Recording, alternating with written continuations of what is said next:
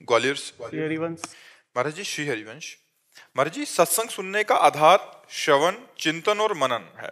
महाराज जी, श्रवण और चिंतन निरंतर हो रहा है, परंतु मनन पर पूर्ण रूप से अड़िग नहीं। श्रवण निरंतर नहीं होता, चिंतन और मनन निरंतर होता है। श्रवण तो कुछ समय के लिए होता है ना। श्रवण निरंतर नहीं होता, श्रवण कुछ समय होता है और उसका चिंतन और मनन ये निरंतर होता है। और उसका भी निरंतर चिंतन मनन नहीं होता, क्योंकि श्रवण जितना किया उसका कुछ क्षण तो चिंतन होगा, फिर विषय चिंतन होने लगेगा।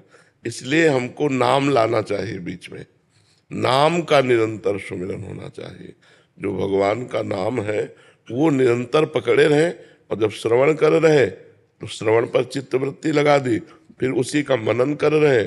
मनन और चिंतन एक ही बात है, मनन और चिंतन एक ही बात है, इसमें कोई अंतर नहीं है। क्योंकि वही मन जब संकल्प विकल्प करता है तो मनन करता बन जाता है, और वही जब एक तार चिंतन करता है तो चित्त बनकर चिंतन कर देता है। एक ही अंतःकरण है जिसे चार भागों में वृत्ति के कारण विभाजित किया गया। संकल्प विकल्प के कारण मन कहा गया, निश्चय करने के कारण बुद्धि कहा गया, चिंतन करने के कारण चित्त कहा गया, और क्रिया को स्वीकार करने के कारण अहंकार कहा गया। तो एक ही मन चार भागों में हो गया, मन बुद्धि चित्त अहंकार, ये अंतःकरण एक ही है। तो जो बुद्धि वृत्ति है वो जब निश्चय कर लेती है परमात्मा सत्य है और उसकी प्राप्ति ही परम लक्ष्य है, तब हमारा चिंतन शुरू हो जाता है। और चिंतन वो जो एक तार हो, अभी चिंतन एक तार नहीं होता, वो विक्षेप पड़ता है। तो विक्षेप जो पड़ता है वो विषय के कारण पड़ता है। जो विषय सुख की हमारे अंदर लालसा है भोगने की, उधर हमारी चित्त वृत्ति चली जाती है। यदि हमको गुरु कृपा से ज्ञान हो जाए कि जिन विषयों को हम भोगना चाहते हैं उन विषयों को कोई भोग रहा है, फिर भी अशांत है, अतृप्त है, उसके अंदर सुखानुभूति नहीं, तो हमको गलत मार्ग में अपनी वृत्ति नहीं देनी चाहिए। तो हर वृत्ति को भगवान के नाम में लगाना चाहिए। नाम ऐसा है जो निरंतर हमारा साथी बन सकता है। नाम जपते जपते जैसे ही बुद्धि पवित्र होती है तो उसमें ज्ञान के नेत्र खुल जाते हैं। अपने आप असत वस्तु, जैसे नकली नोट उठाने की इच्छा नहीं होगी। अपने को पता है नकली नोट पड़े हैं, उठाने की इच्छा नहीं होगी। ऐसे ये संसार के हर सुख नकली है, माया के द्वारा रचित है, स्वाप्निक है। स्वाप्निक माने नकली ही। उमा कहूँ मैं अनुभव अपना, सत हरिभजन जगत सब सपना, ये स्वाप्निक है संसार के सुख। तो जब ये ज्ञान हो जाएगा, प्रवचन कर लेना, सुन लेना ये अलग बात है, इसका अनुभव होना, तब हमारा मन इनसे हट करके एक तार भगवान की तरफ जाने लगेगा। तो हमको हट करके नाम जप में निरंतरता बनानी है। बिना हट के मन नहीं मानता है। हमें सुख मिले ना मिले, हमें लाभ मिले ना मिले, हमें शांति मिले ना मिले, हमको हट करके नाम जप करना है। जब ऐसा कोई हठी नाम जप करता है तो नाम जप का फिर अभ्यास बन जाता है, और जब नाम जप चलता है तो फिर आनंद की धारा खुलती, जो चाहे वो प्राप्त कर सकता है। ऐसा नाम रूपी धन है। बिना नाम धन के कोई भी आध्यात्मिक उन्नति नहीं हो सकती, चाहे किसी भी मार्ग का पथिक हो, उसको नाम जप करना ही पड़ेगा। समझ रहे हैं आप? महाराज जी, मेरा ये प्रश्न ये भी था कि जैसे हम लोग संसार में रहते हैं और आपके सानिध्य से ये पता पड़ा साध्य हमारा भगवत प्राप्ति है, तो साधन पे हम कैसे अड़िग रहे? कई बार क्या होता है, उतार चढ़ाव का समय भी ऐसा आता है, विफलताएं भी आती है, उतार चढ़ाव आता है, तो उस वक्त ऐसे अड़िग रहे? क्योंकि शास्त्र भी ये प्रमाणित करता है अथा तो ब्रह्म जिज्ञासा, तो उस संदर्भ में नहीं, अथातो ब्रह्म जिज्ञासा का मतलब अब मैं ब्रह्म जिज्ञासा करता हूँ, जानना चाहता हूँ उस ब्रह्म को। तो ब्रह्म को जानने के लिए ब्रह्म है सम और संसार है विषम। तो जब संसार को लक्ष्य बनाओगे तो हानि लाभ जय पराजय सुख दुख मान अपमान निंदा स्तुति ये मिलेगी। तो आप दुखी होंगे, सुखी होंगे, हर्षित होंगे, शोकित होंगे। मान मिला हर्षित हो गए, अपमान मिला शोकित हो गए, जय हुई सुखी हो गए, पराजय हुई दुखी हो गए। और यदि आप ब्रह्म की वृत्ति धारण किए तो ब्रह्म है सम। आप सुख में भी सम और दुख में भी सम, क्योंकि आपको दोनों को पता है दोनों ये नाशवान है, सुख भी नाशवान है और दुख भी नाशवान है। यहाँ की जय भी पराजय है और पराजय भी जय है, इनका कोई अर्थ नहीं है। आप चाहे जितने बड़े पदाधिकारी हो, शरीर छूटा फिर शरीर छूटा फिर क्या है आप? जब शरीर ही छूट गया तो आपकी सब विद्या गई और सब पद गया, सब धन दौलत गई, सब मकान, मित्र, परिवार, अधिकार सब चला गया, तो मिथ्या ही तो है। एक बार महाराज जनक जी शैया में सोए हुए थे, तो उन्होंने स्वप्न में देखा कि वो बहुत गरीब हो गए, भूख के मारे व्याकुल हो गए। किसी तरह उन्होंने कुछ दाल चावल मांगे और उसे मिट्टी की हाड़ी में पका रहे थे। वो पकने वाली ही थी कि दो सांड लड़ते हुए आए और वो सब खिचड़ी नष्ट हो गई। और वो ऐसे व्याकुल हुए, पूछो जो ही व्याकुलता हो, इसमें आंख खुली तो देखा राजा का वैभव। उनका ये सत्य कि वो सत्य। सभा में आए बड़े बड़े विद्वान बैठते थे, उनसे पूछा ये सत्य कि वो सत्य। अब ये और वो का तात्पर्य कोई जाने तो उसका निर्णय करे। उनका भाव था ये सत्य जो देख रहा हूं या जो स्वप्न में देखा वो सत्य। अब बड़े बड़े विद्वान इसका उत्तर नहीं दे पाए। तो महामुनि अष्टावक्र मुनि, अभी नवीन अवस्था थी, अपने पिता को मुक्त कराने के लिए राजा के जनक जी के दरबार में आए। सबने हंसी की। तो पहले ही उन्होंने कहा कि हमने तो सुना था जनक का दरबार ज्ञानियों का दरबार है, यहाँ तो हमको सब चमड़े की पहचान और मांस की पहचान करने वाले दिखाई दे रहे हैं। तो उन्होंने कहा कि ऐसा आप कैसे कह सकते हैं? विद्वानों ने कहा। तो बोले हंसे क्यों आप लोग? तो बोले आप 8 जगह से टेढ़े। तो बोले हाँ, हमारे स्वरूप को देखा क्या? हमारे शरीर को देखा तो शरीर में क्या है? चाम, हड्डी, मांस। तो यही चीज देखने वाले आप लोग हो। आप लोग ज्ञानी तो हो नहीं, क्योंकि ज्ञानी स्वरूप देखता है, शरीर नहीं। अब सबके होश उड़ गए कि बालक कोई साधारण नहीं। तो जनक जी से कहा हाँ जनक बोल, तेरा क्या प्रश्न है? तो उनका ये सत्य कि वो सत्य? बोले ना ये सत्य ना वो सत्य। जब तू जागृत में था अपने को राजा देख रहा था, थोड़ी देर में स्वप्न में गया तो भिखारी देखा, सब कुछ दुखमय लगा।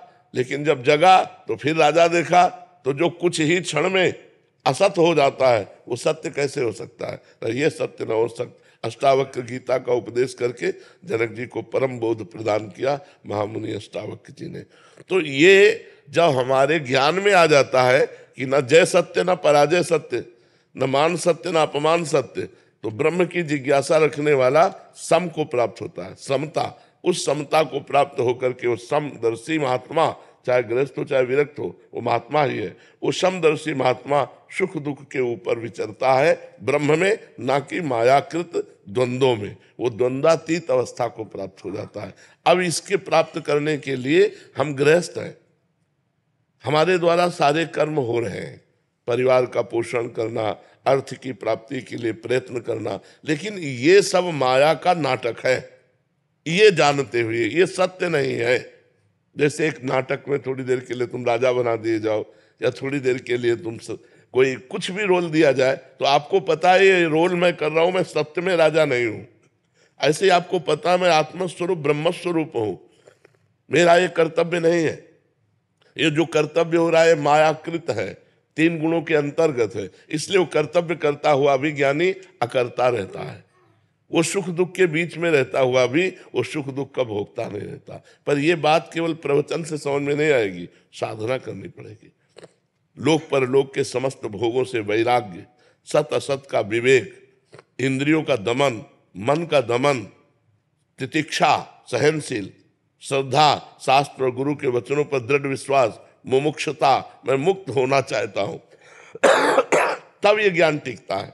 जब कठोर नियमों के द्वारा निरंतर ब्रह्माकार वृत्ति संसार के समस्त कार्य करते हुए, अब आप सोचो अपने लोग तो इतना कार्य नहीं जितना राजा जनक जी को कार्य। राजा को कार्य होता है ना। कोई सोचे कि ज्ञानी महापुरुष क्रिया रहित है बाहर से, तो ऐसा नहीं। वो क्रिया प्राण होते हुए भी कर्ता भाव रहित है। कोई सोचे भक्ति कैसे हो सकती गृहस्थी में। अम्बरीश जी चक्रवर्ती सम्राट महाभागवत, राजा जनक जी परम ज्ञानी, दोनों एक महाभक्ति में और एक ज्ञानी में, दोनों चक्रवर्ती सम्राट राजा होते हुए भी अपने कार्य को कर रहे हैं। इसका मतलब है क्रियाएं गुणानुगुण वर्तनते मनुष्या पार्थ सर्वसा। क्रियाएं मायाकृत है और मैं उसका दृष्टा हूं, मैं करता नहीं हूं। तो कर्ता और भोक्ता भाव रहित महापुरुष ही ज्ञानी होता है, चाहे वो गृहस्थ में हो चाहे वो विरक्त में हो। ये भगवत मार्ग है। इसके लिए जरूरी नहीं कि कपड़ा बदला जाए, इसके लिए जरूरी उद्देश्य बदला जाए, हमारे विचार बदल जाए, हमारा चिंतन बदल जाए।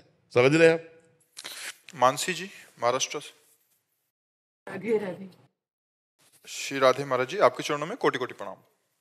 महाराज जी, मेरा प्रश्न है कि जो महापुरुष मुक्ति स्वीकार नहीं करते, उनका कार्य मृत्यु पर्यंत किस प्रकार चलता है? महाराज जी, इनका शायद ऐसा भाव है कि जो गुरुजन होते हैं, मतलब अपना शरीर जब त्याग करते हैं तो उसके बाद वो कैसे, मतलब देखो, मोक्ष भक्तजन ही स्वीकार नहीं करते, सिर्फ भक्तजन। नहीं, स्वीकृति की बात नहीं है, तुम्हारा अधिकार होगा तो मोक्ष हो जाएगा, पर मोक्ष भक्तजन स्वीकार नहीं करते। क्यों? उनकी भगवान में आसक्ति होती है। जिसकी कहीं भी आसक्ति नहीं होती, भगवान में भी आसक्ति नहीं होती, उनका मोक्ष होता है। भक्तों की भगवान में आसक्ति होती है। जैसे भरत जी की राम जी के चरणों में आसक्ति है, तो तीर्थराज प्रयाग से कह रहे, 4 पदार्थ भरा भंडारू, अर्थ धर्म काम मोक्ष, ये चारों पदार्थ आपके भंडार में भरे, आप राजा हैं, तीर्थ राजा हैं, और मैं आपसे मांग रहा हूं। क्या मांग रहा हूं? अर्थ न धर्म न काम रुचि, गति न चहो निर्वाण, जन्म जन्म रति राम पद, यह वरदान नान। सीता राम चरण रति मोरे, अनुदिन बढ़े अनुग्रह तोरे। हे तीर्थराज प्रयाग, मुझे न अर्थ चाहिए, न धर्म चाहिए, न काम चाहिए, न मोक्ष चाहिए। मेरा बार बार जन्म हो, लेकिन रघुनाथ जी के चरणों में प्रेम हो, सीताराम के चरणों में प्रेम हो। तो जो भगवान का प्रेमी भक्त होता है वो मोक्ष त्यागी होता है। सालोक के सारिष्ट सामीप्य सायुज्य एकत्व, 5 प्रकार के मोक्षों का त्याग करके वो यही चाहता है कि भगवान के चरणों में प्रीति हो, भले नरक जाना पड़े। श्रीमद् राधा सुधानिधि में लिखा है, यत्र यत्र मम जन्म कर्म भीर नारके परमे पदे अथवा, राधिका रत निकुंज मंडली तत्र तत्र हृदय में विराजताम। मेरा जहां जहां कर्म के अनुसार जाना हो, चाहे नरक जाना हो चाहे परम पद जाना हो, पर हे लाडली, जो आप अपनी सहचरियों के साथ, लालजू के साथ हमारे हृदय में स्फुरित होती रहे, बस इतनी जरूरत है। राधिका रथ निकुंज मंडली तत्र तत्र हृदय में विराजताम, चाहे यत्र यत्र मम जन्म कर्म भी नार के परमे पदे थवा। यही जोनि जन्मो कर्म बस, तहा राम पद अनुराग हो। भक्त का ये लक्ष्य होता है, इसलिए उसको मोक्ष नहीं प्राप्त होता। और मोक्ष सुख का जो ज्ञानी महापुरुष है, वो भी भगवान के प्रेम सुख के लिए ललचाता है। देखो, सनक सनंदन सनातन सनत कुमार ज्ञानी महापुरुष है ना, भगवान के दर्शन करने जय विजय ने जब रोक दिया तो साप दिया कि नहीं? कितनी बड़ी उनके अंदर लालसा है भगवान के दर्शन की, कि ऐसे थोड़ा रोक दिया तो असहनीय हो गया, और उन्होंने साप दे दिया, जाओ 3 जन्म के लिए तुम राक्षस भाव को, दैत्य भाव को प्राप्त हो। तो भगवान का रूप ऐसा है, जब जनक जी ने, परम ज्ञानी है ना, और भगवान राम जी को देखा, तो देखते ही उनका ब्रह्मानंद में लगा हुआ मन राम रूप में आसक्त हो गया।